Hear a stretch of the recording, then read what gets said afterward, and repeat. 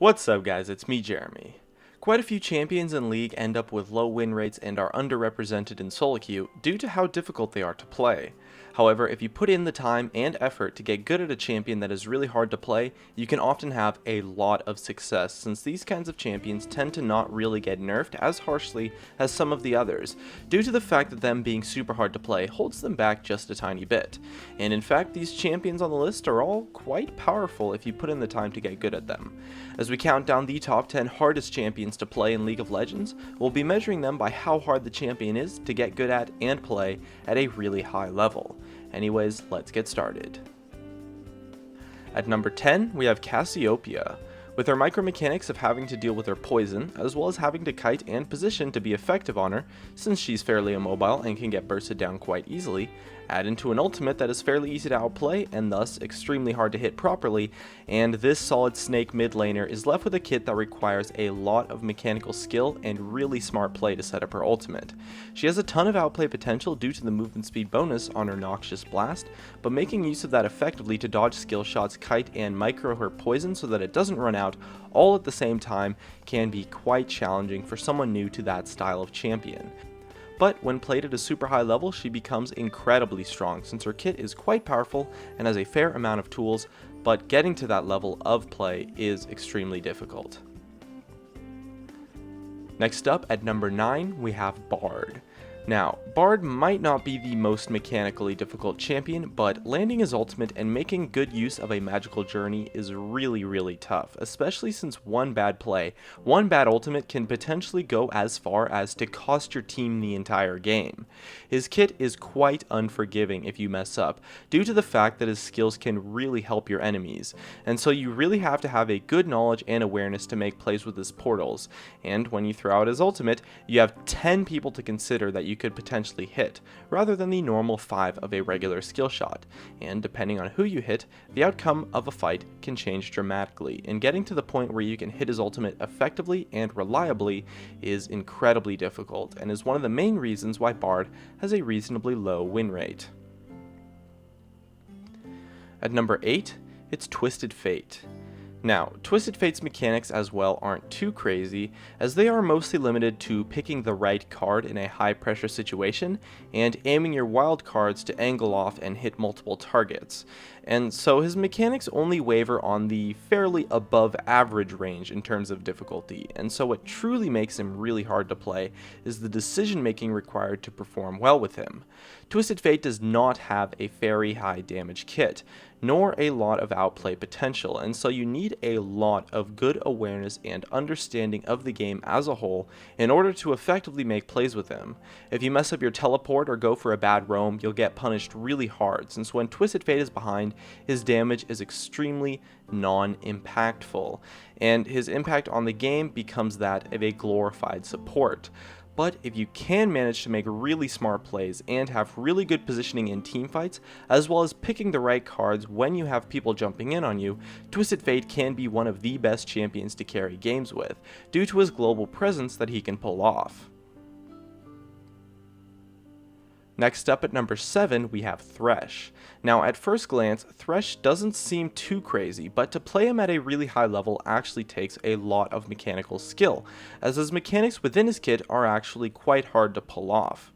Landing his hook against a decent player is quite tough, since the skill shot is really slow, and so people tend to use mobility to dodge it fairly easily, and so you have to get good at pulling off mad life hooks just to be able to land the ability most of the time. As well as positioning his lantern in a good spot for your teammates to be able to click on it is actually a lot harder than it seems when you're put into a high pressure situation. And let's not forget, the mechanic of using his flay to stop someone using a mobility spell such as Shyvana's ultimate or Gragas Body Slam is not only extremely difficult since his flay is so fast, but it's also ridiculously important to succeeding with Thresh, since it drastically improves his kiting and outplay ability, and without being able to do it, makes you significantly weaker. And he's not super tanky, so jumping in at a bad time with a hook or missing one completely can get punished quite hard as well. However, if you do manage to perform extremely well mechanically on Thresh, he becomes one of the strongest supports in the game and allows you to perform an insane amount of plays with his kit.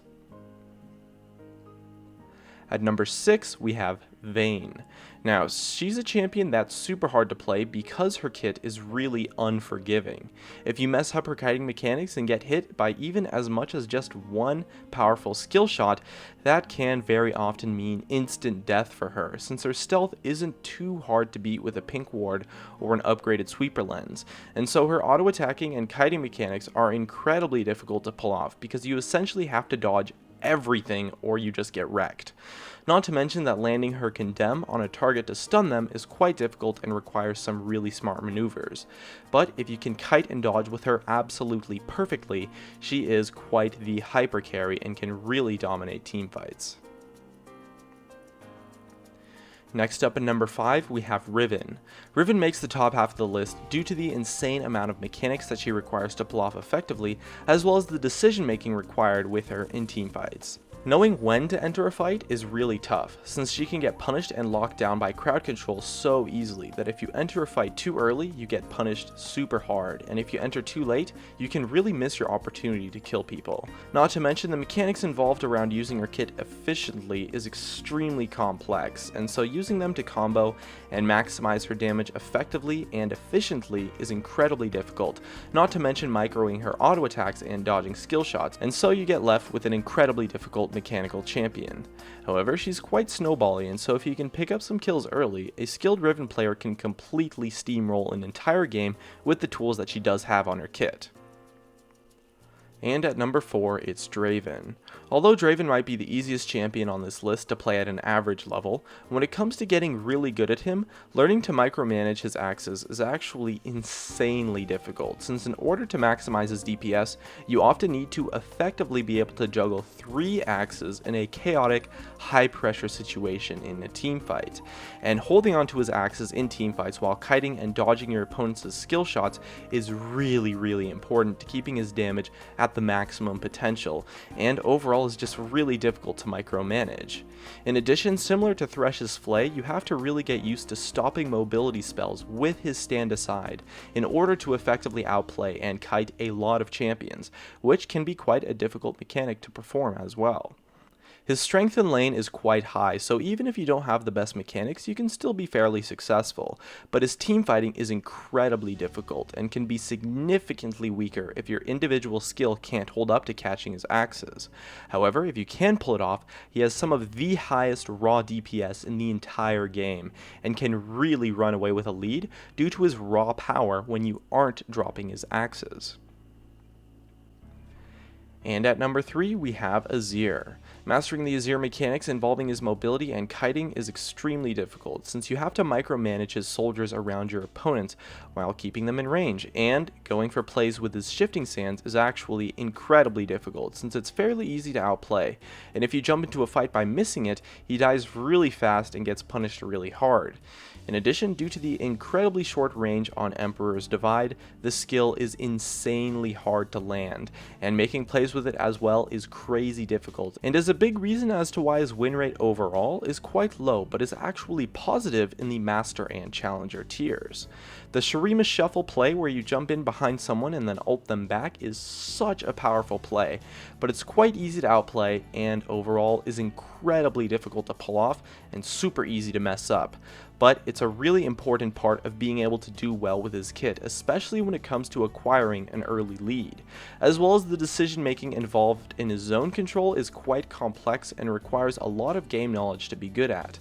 But if you can manage to play him perfectly, he's one of the strongest mid laners in the entire game right now, and has a ton of power that you can use to make plays.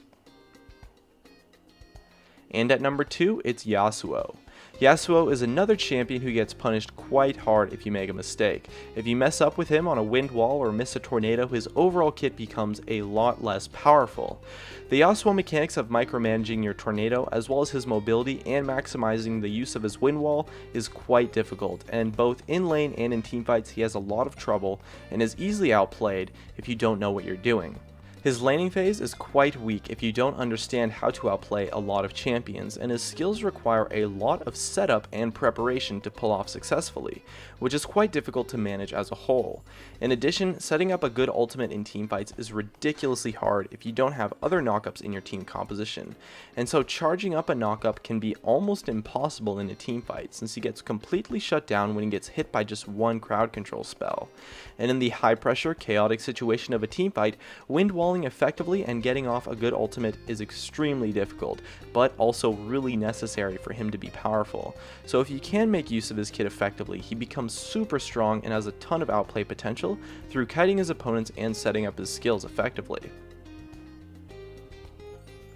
And taking home my number 1 spot, it's Lee Sin. Honestly, any of the top 3 champions probably could have taken the number 1 spot, so it was kind of a toss-up, but I chose to put Lee Sin mainly because of him being fairly weak right now, which actually in my opinion makes him somewhat harder to pull off the really powerful plays with him compared to the other champions. Landing the Sonic Wave certainly is not easy on him, and setting up ganks with him requires a lot of creativity, since he actually does not have that much crowd control in his kit until he hits level 6.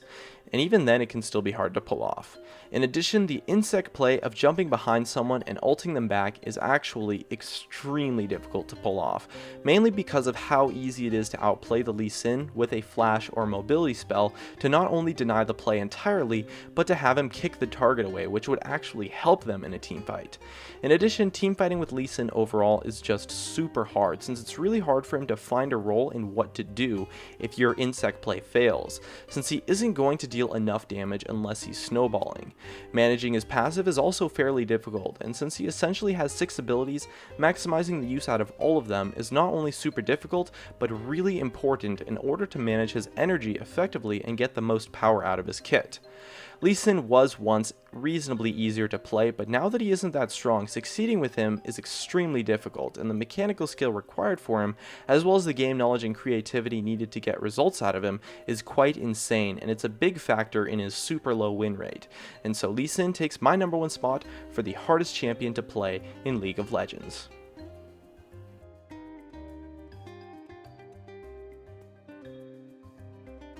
And that just about wraps it up. If you enjoyed the video, make sure to hit that like button to support me, as well as you can subscribe for some more awesome content in the future. Thanks for watching, and of course, I'll see you guys next time.